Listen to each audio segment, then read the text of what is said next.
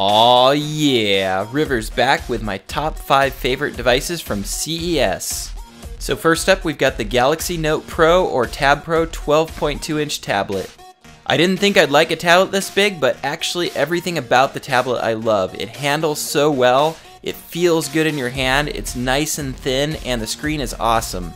The screen is nice and bright, and the cameras work great on it too. Plus it's really thin and super fast, surprisingly.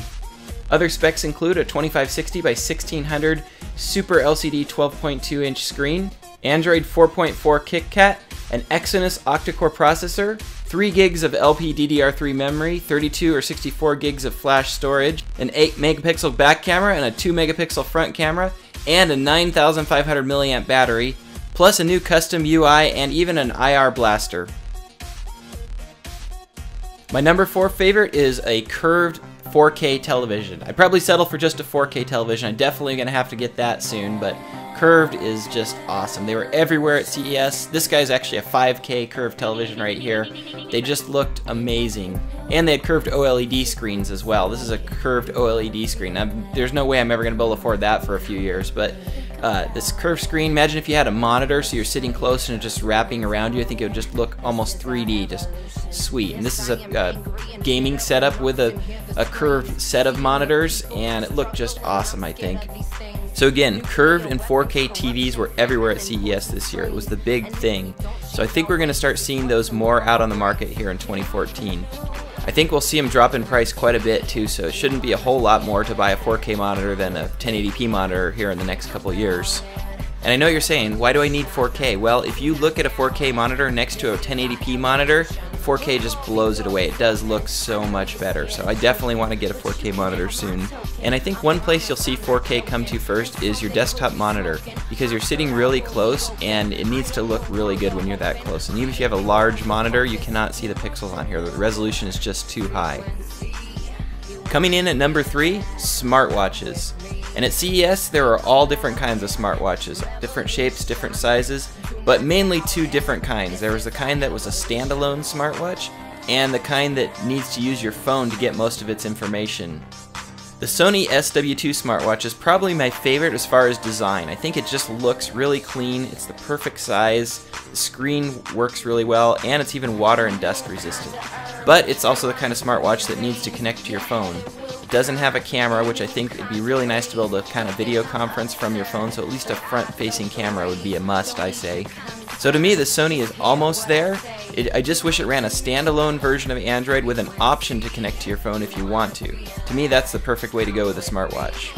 Plus, the Sony is actually available right now, which a lot of these other watches aren't.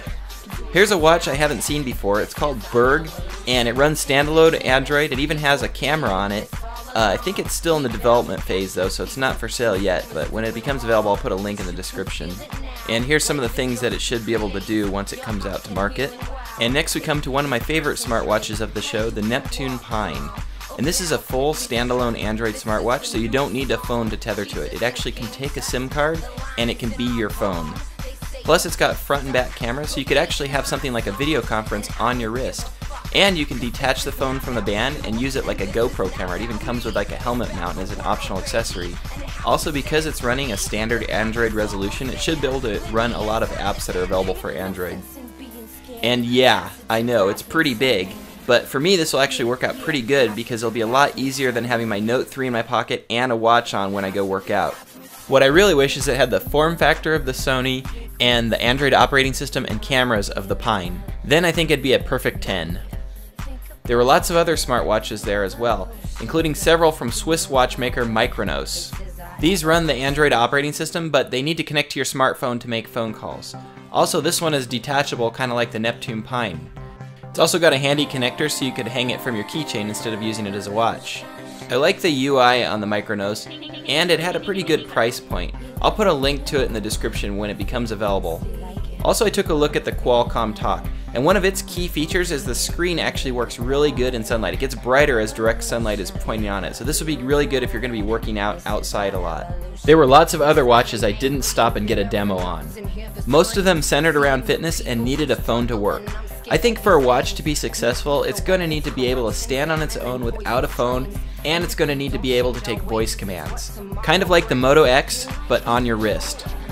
Number 2 on my list is the Sony FDR AX100 4K camcorder. This is really the first 4K consumer camcorder that I know of. It's kind of a prosumer camera. It's got some high-end features like a 1-inch backside illuminated sensor and manual settings and filters, but it doesn't have the $4,000 to $5,000 price tag of these pro cameras either.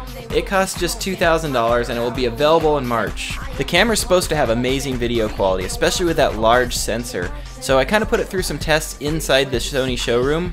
First I tested the stabilization, and that seemed to work really well. It barely moved at all in the screen, even though I was moving the camera around quite a bit. The low light performance was good, but I don't know if it's excellent without looking at the video.